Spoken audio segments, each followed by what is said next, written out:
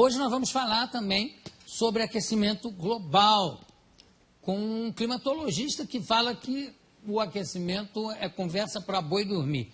Eu não sei se o boi prefere dormir na sombra. Eu vou conversar com o Ricardo Felício. Venha para cá.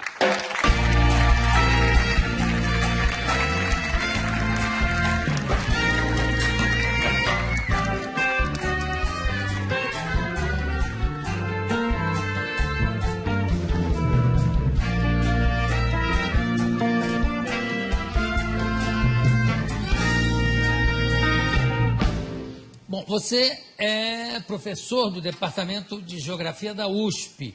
E o que é que você estuda especificamente? Climatologia, é isso? Climatologia antártica, do continente antártico, já há 20 anos. É só do continente antártico? É a minha especialidade, mas o resto também. Sim, não tem como separar. Claro.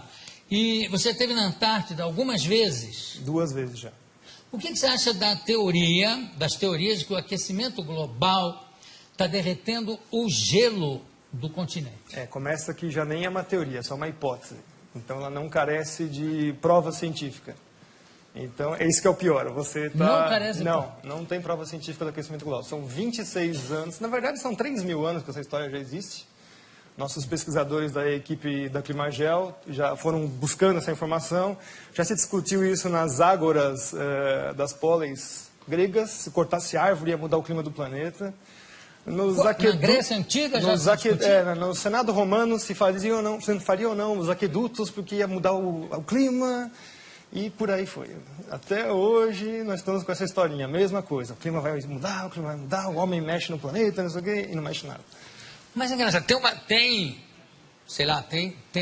relatos de uma civilização, não sei se é a Inca ou se é Azteca, aonde eles iam cortando florestas para usar essa madeira, inclusive para queimar essa madeira, com aquecimento, etc. E à medida, quando chegaram nas últimas árvores, que acabou a floresta, que a civilização também começou a cair, a entrar em decadência. Não tem nada a ver uma coisa com a outra. Você destruiu aqui, não tem uma consequência? Não pode ficar... Tem que tomar muito cuidado com isso, porque isso são ações locais e não são ações planetárias. Mas no local funciona. Mesmo assim, a alteração é muito pequenininha. A cidade de São Paulo faz o seu microclima, por exemplo. Assim não. E aí o clima global é outra coisa. Mas o discurso desse pessoal é que a cidade altera o clima do planeta. Portanto, a cidade tem que se adaptar à mudança do clima, que ela mesma fez. Mas espera aí, raciocínio circular, né?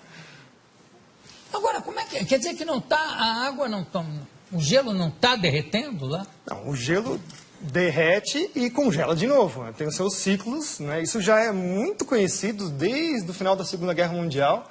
Primeiro que o próprio cenário de guerra era o cenário polar, A gente está acostumado a sempre ver o mundo no planisfério, acha que os Estados Unidos está de um lado de cá, a Rússia está do outro lado, eles vão se matar por mísseis por cima do Atlântico, Não, eles vão se matar em cima do polo, Claro. Na verdade, eles estão pertinhos um do outro, Então, o conhecimento do gelo, já na época militar, já é muito difundido. Então, o próprio Ano Geofísico Internacional, 1957 até 58, estendido até 59, a primeira missão dos americanos foi atravessar o polo e, inclusive, colocar um submarino nuclear no polo. Embaixo da Isso, calota. exatamente. Foi o submarino Nautilus, que conseguiu, em 57, atravessar o polo todo. E o submarino Skate, ele conseguiu furar o gelo, quer dizer, eles já sabiam exatamente aonde estão as políneas, que são as aberturas do gelo do Ártico, para poder colocar a arma de guerra lá. Então o clima e militarismo está sempre andando junto, Tudo está andando junto com o militarismo. Como é que é o negócio do nível do mar? Não está subindo ano? Não, o nível do mar continua no mesmo lugar. Tem essa história também. As calotas estão derretendo. Não. Primeiro que se fosse derreter alguma coisa, teria que ser a Antártida. Então, aí sim você teria uma elevação do nível considerável. Mas para derreter a Antártida, cá para nós, você tem que ter uma temperatura na Terra, assim, uns 20 ou 30 graus, muito mais elevado. Sim, mas a medição do nível do mar Está subindo? Não, ele tem Como é que pequenas me- variações. Por exemplo, só o El Niño, que é um fenômeno completamente natural, varia o mar meio metro. E aí, os piores cenários do IPCC, que é o painel intergovernamental para a mudança do clima, né? O pior cenário deles é 50 centímetros Em quanto tempo? em 100 anos. Mas não tem uma medição feita pelo Capitão Cook? Tem, tá? De quando é? Acho que 1780, mais ou menos. E de lá para No cá... mesmo lugar. O nível do mar está no mesmo lugar. Então, que alívio que você me dá. Isso, nossa. Não, tem uma situação mais engraçada. Ah, Que eu fui fechar minha conta num banco que se diz sustentável, essas coisas, eu odeio essa história, né? E, não, mas o senhor faz o quê? Eu sou professor de climatologia. O mundo vai acabar? Eu, ai, meu Deus. É assim, as pessoas estão assim, apavoradas, o mundo vai acabar. não, a Mariana estava preocupadíssima, inclusive ela tampa tudo que é espelho até hoje, Por causa do aquecimento com medo global. de ver o reflexo do aquecimento global. O aquecimento global virou o bode expiatório para todos os males da humanidade. Bom, falando em aquecimento, e a famosa, não é a calota polar, como é o efeito estufa? Esse é o pior de todos, né? Essa é uma física impossível. Ai, eu estou tão contente hoje. Quer dizer, o mundo terminar em 2012, nem pensar, né? De jeito nenhum. Tá. Então vamos para o efeito estufa. Como é O que é? efeito estufa é a maior falácia científica que existe na história, né? Primeiro que ele é baseado num conceito científico que não existe. A Ou Terra seja- tem essa temperatura porque ela tem atmosfera, recebe energia do Sol, tem uma interação com a atmosfera, e por lei dos gases, note, não é uma teoria, é a lei dos gases, pressão, temperatura, né, e volume. Então, por causa de ter uma atmosfera, nós temos essa temperatura. Eu adoro essa discussão assim que os aquecimentistas, que são os que trabalham para o lado do aquecimento global. Não, mas o maior exemplo de que o CO2 realmente acaba com o planeta Terra, acabaria com o planeta Terra, é Vênus. Aí eu falo, é? É. Tá, qual é a pressão atmosférica na superfície de Vênus? Não sei. São 90 vezes a pressão atmosférica da Terra. Portanto, a temperatura lá é de 400 graus na superfície, não é por causa do CO2, é por causa da pressão atmosférica da atmosfera de Vênus. E Vênus também tem o problema da camisa, né? Que deve ter uma certa influência. Agora, quer dizer que não há o efeito estufa? Não, essa física não existe. Então, o negócio do pum dos carneiros da Nova Zelândia, você já ouviu falar nisso? Já! Não é que é uma quantidade tão absurda de puns Tem que vai coisas causar o interessantes. apocalipse, porque vai estourar com a calota não, como é que chama? Com a famosa camada de ozônio. Que Como não é que existe, né? A camada de ozônio é uma coisa que não existe, né? Não existe? Não. Meu Deus, que alívio que eu estou hoje. Quer dizer que o carneiro pode dar pum à vontade.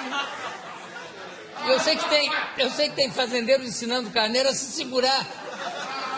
Pode soltar. A história do ozônio é conhecida como, né, nos cientistas sérios, não esses aí que estão aí vendidos chapa branca, que a gente chama, né? Trabalham para governos, empresas, etc. E tal. Cientistas sérios, o próprio pai da coisa é o Dobson, que no Ano Geofísico Internacional se propôs a ir para a Antártica justamente para saber qual era a variação do ozônio na calota polar. Ele já sabia que o ozônio desaparecia completamente na Antártida. E aí, de lá para cá, os caras desaparecem com essas informações e falam que é o seu desodorante que destrói a camada de ozônio. Nossa.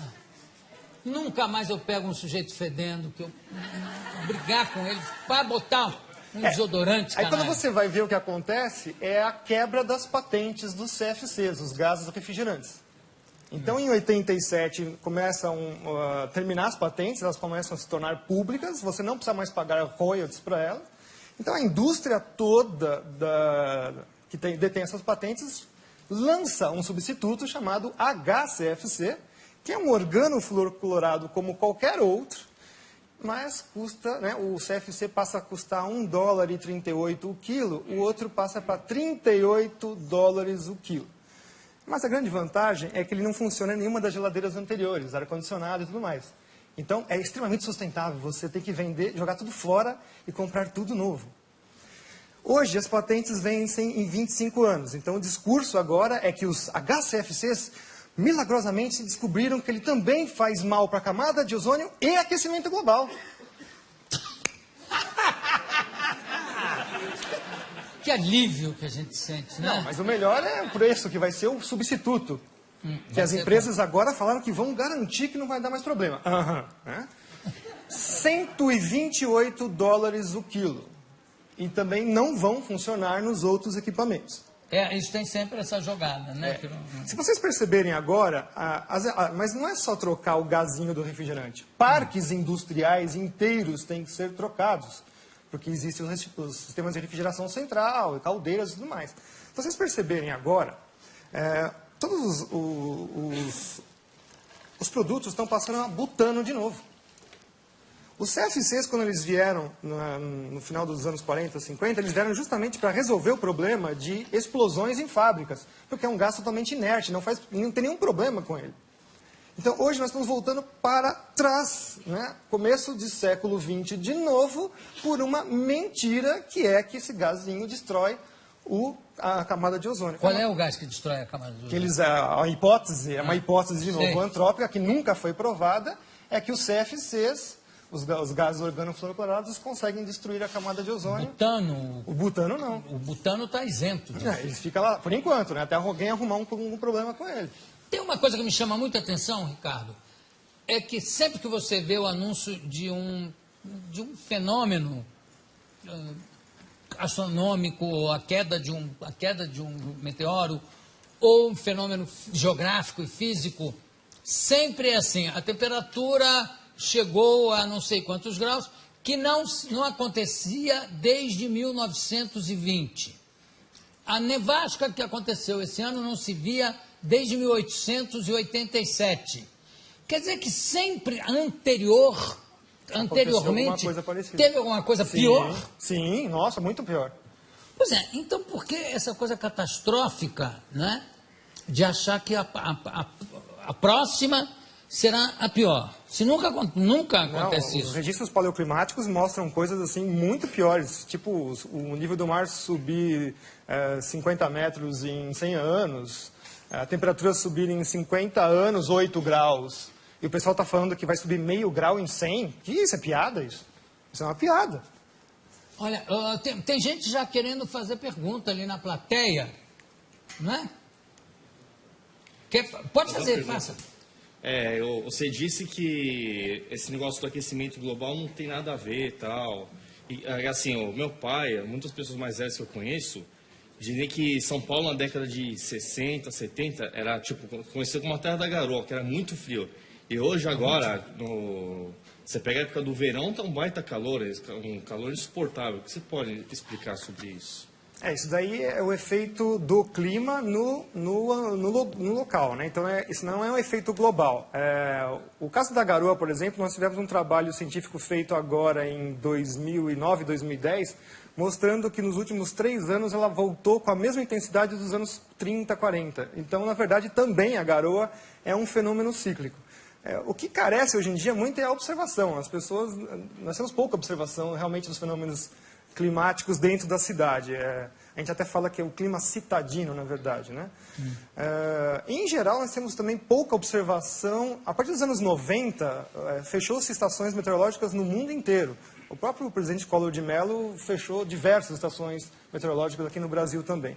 Então, a gente carece bastante de informação meteorológica em loco. Os satélites medem, mas sempre tem assim um problema de método, enfim, não é uma coisa tão fácil. A influência do desmatamento no clima global? Não existe. Não, infelizmente. Não existe? Não. E no clima local? Mais ou menos. Uma coisa que as pessoas também não sabem... Quer dizer, a Amazônia, então, não é o pulmão Não, do tem mundo? que tomar cuidado. Não, nunca foi. Nunca foi. Nunca foi. Essa teoria já foi derrubada nos anos 80. Já. Não são é nem os a pleura, nada? Não, são os oceanos. Eu vou continuar aqui com o Ricardo Augusto, vou mais um bloco com ele, porque meu querido amigo, irmão, Juca de Oliveira, tem uma teoria que eu quero colocar aqui para o professor Ricardo para a gente debater. E também eu já vi que tem mais uma pessoa querendo fazer uma pergunta. Então, nós vamos abrir o próximo bloco com a pergunta dessa pessoa. Podemos continuar? O que vocês acham? Sim! Eu também acho. Vamos lá, por favor, Willem. Tenho aqui ao meu lado o professor Ricardo Augusto Felício, climatologista, estamos falando sobre clima. A gente fechou o último bloco falando para minha desolação que a Amazônia não é o pulmão do mundo. E não tem influência, o desmatamento não tem influência no clima? Tem que tomar cuidado com isso, porque quando eu falo isso, significa que eu estou autorizando a destruir a floresta. Não, de forma...